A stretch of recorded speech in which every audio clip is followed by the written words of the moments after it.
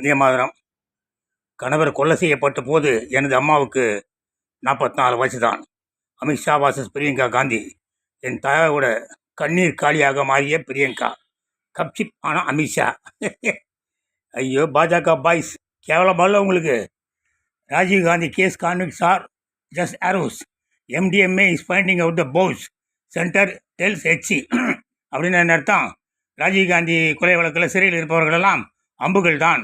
நாங்கள் விற்களை தேடிக்கொண்டிருக்கோம். வில்லு வில்லு வில்லு வில்லு விடுவார்ல, அர்ஜுனர் வில்லு விட்டார்ல, அந்த வில்லை தேடுறாங்களாம். எப்போ சொல்கிறாங்கன்னா ஆகஸ்ட் 20, 2020.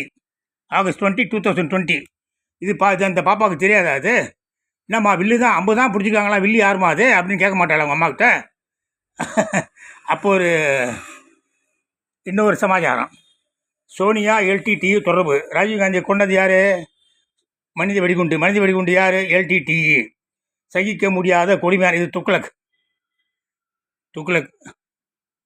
20/1/22 30/1/2022 எழுதுகிறான். சகிக்க முடியாத கொடுமையான படுகொலையை சகிக்கும் அரசியல் சூழல் தமிழகத்தில் உருவாக 2 காரணங்கள். 1, கொலையாளிகள் 4 பேர் தூக்கிலிட வேண்டாம் என ஜனாதிபதி ஆர்.கே. நாராயணனிடம் சோனியா கூறியது. 2, ராஜீவ் படுகொலையில் திமுகவும் உடந்தை 1997 குற்றம் சாட்டிய சோனியா தானே நகர்ந்து 2004 திமுகவுடன் கூட்டணி சேர்ந்தது.